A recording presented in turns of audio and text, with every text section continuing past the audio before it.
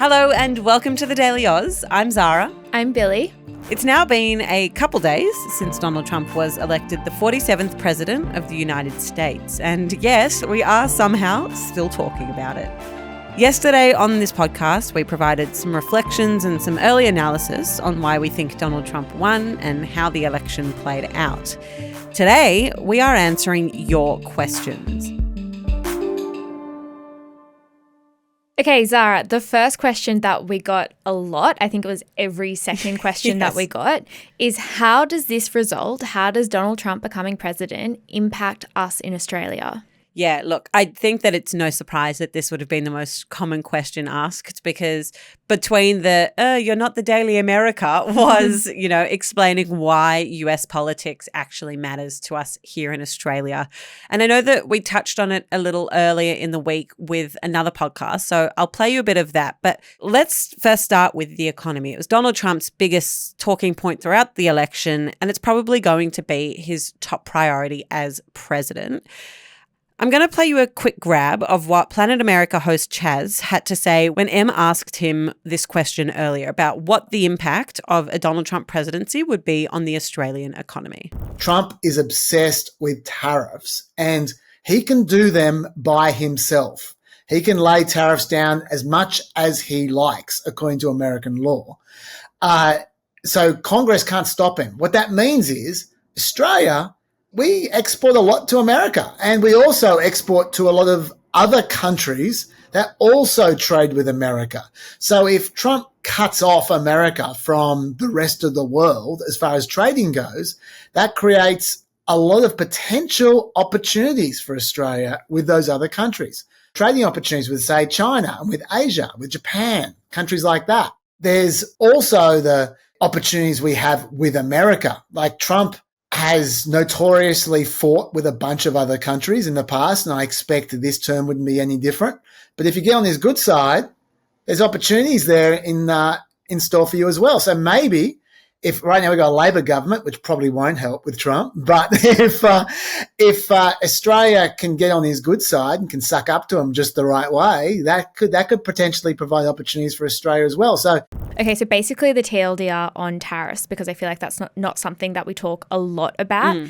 What he's saying is that under Trump, goods being imported into the US could cost more for Americans because he wants to encourage more things being made in America, right? And so in Australia, how that could impact us is that it could hurt Aussie businesses that rely on US buyers. But what Chaz is saying is that it could potentially open up new opportunities with other countries. Yeah, exactly. And it's an interesting point. But that's just, one part of what could change under a Donald Trump presidency. We talk there of this idea of Trump cutting America off, and that's not a new idea. It's like isolationism. Anyone that studied anything like this at university would have heard these terms a lot.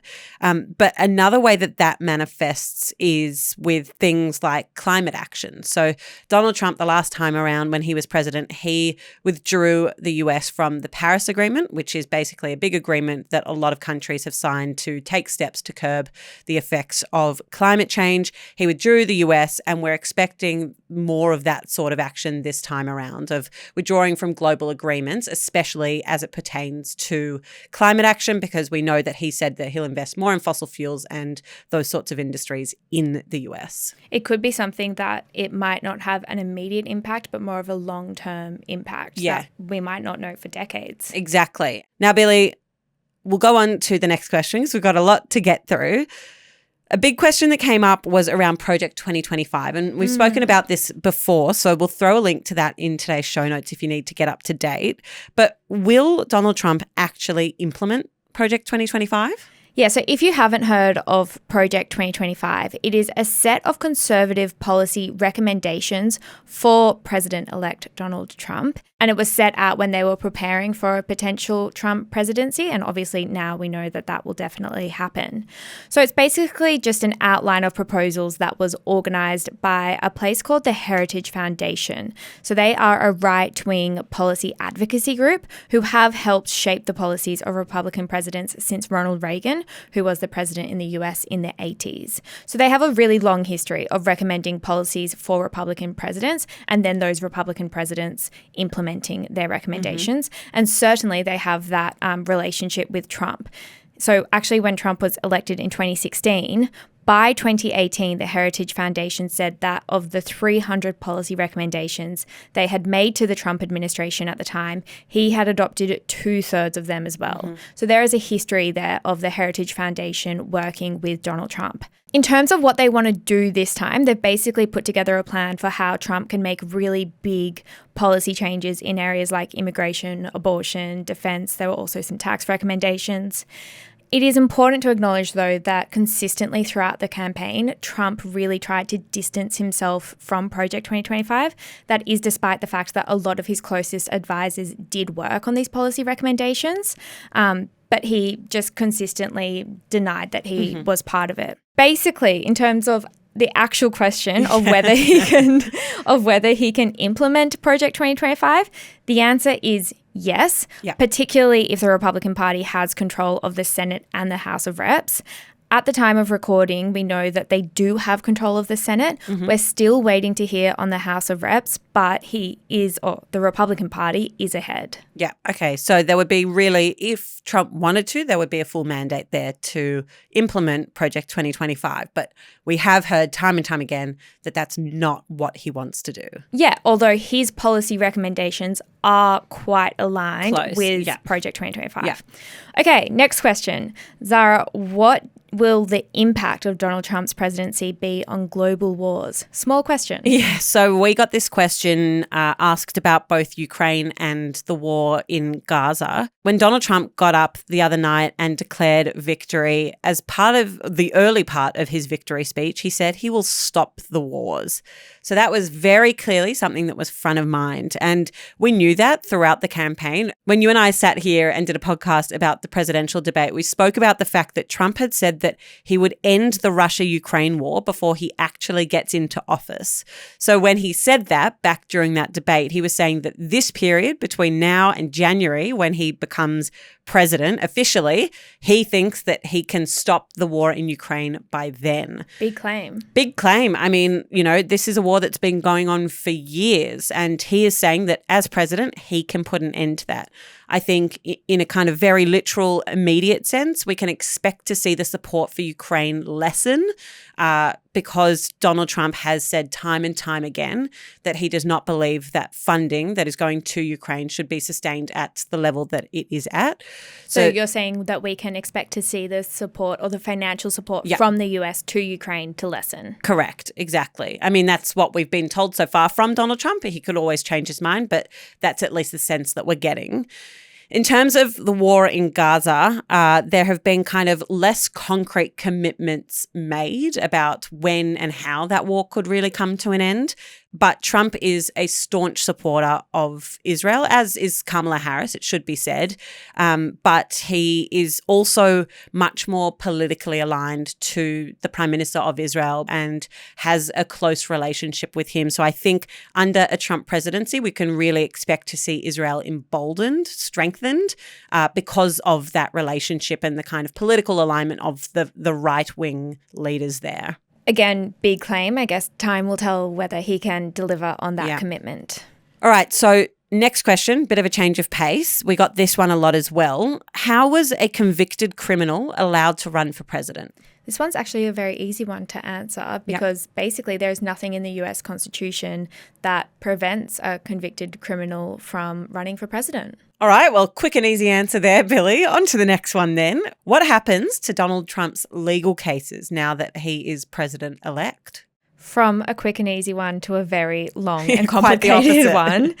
This is really big. I'm just going to go through a few of them at a very top level. I'm not going to go into a huge amount of detail. But basically, so Donald Trump's legal cases, there are 2 state-based ones and 2 federal ones. So Trump has the power to pardon himself. Which means what? So that just means that you can drop criminal charges against usually someone else. Or yourself. Yes. Well, no president has done it for themselves before, but we will presume that Donald Trump will do it for himself for the 2 federal charges that are currently against him. Okay. So those are the ones at the federal level. Then we get to the state level. Now, pardoning is not something that presidents can do at the state level. So he can't drop these charges. Now, one of the state ones is the one that resulted in the guilty conviction earlier this year when he was found guilty of falsifying documents to cover up hush money he paid to adult film star Stormy Daniels. So when we say that Donald Trump is a convicted criminal, it is because of that case with Stormy Daniels that we can say that. In none of the other cases has there been a guilty verdict or a verdict at all. We have still been waiting for results on that one, but like I said, the federal ones will likely be dropped. He is due to be sentenced for that case, for the Stormy Daniels case. For the Stormy Daniels case that he was found guilty in. He's due to be sentenced for that in the coming weeks.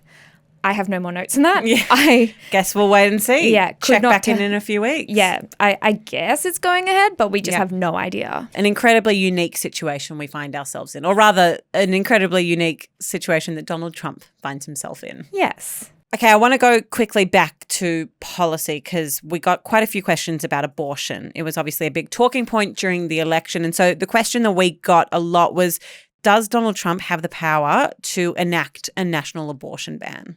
Again, similar to my answer on Project 2025, if he has control of the Senate, which he does, and also the House of Reps, then he can pretty much do what he likes. Likes and pass any legislation.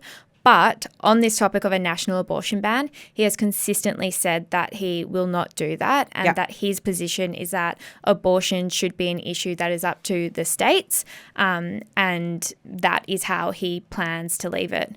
Again, who knows what he'll do now that he actually is the president, but that was his stance in the campaign.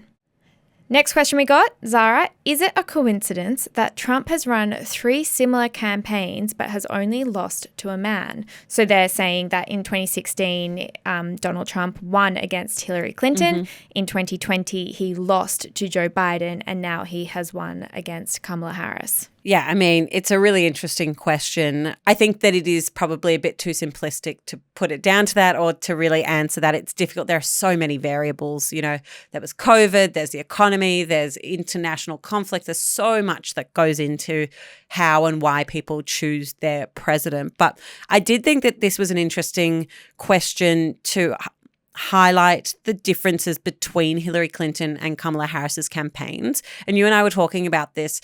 But what I found so interesting is that in 2016, the Democrats went very hard at talking about how consequential electing the first female president would be. And so much of the language of breaking through the glass ceiling and, you know, the pantsuit and all of this, there was so much rhetoric around the fact that America was seemingly on the precipice of electing their first female president.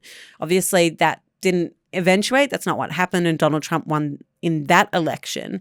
And so I think this time around, the Democrats went for a different strategy. And you'd be very hard-pressed to find a lot of examples of Kamala Harris actually talking about that herself. She really didn't make it about how historic it would have been for a woman, let alone a woman of color, to take the presidency. It was more about, you know, the policy or Donald Trump himself, and a lot less about what that would mean for the US. So big differences there. I know that doesn't really answer the question, but I just thought it was an interesting thing to talk through. Yeah, she didn't talk about it at all. She only talked about it if she was asked about it. Yeah. And when she was asked about it, her answer was basically, well, it's very clear that I am a woman, but what's your next question? Next. It was such a clear strategy that she did not want to focus on it. Okay, last question.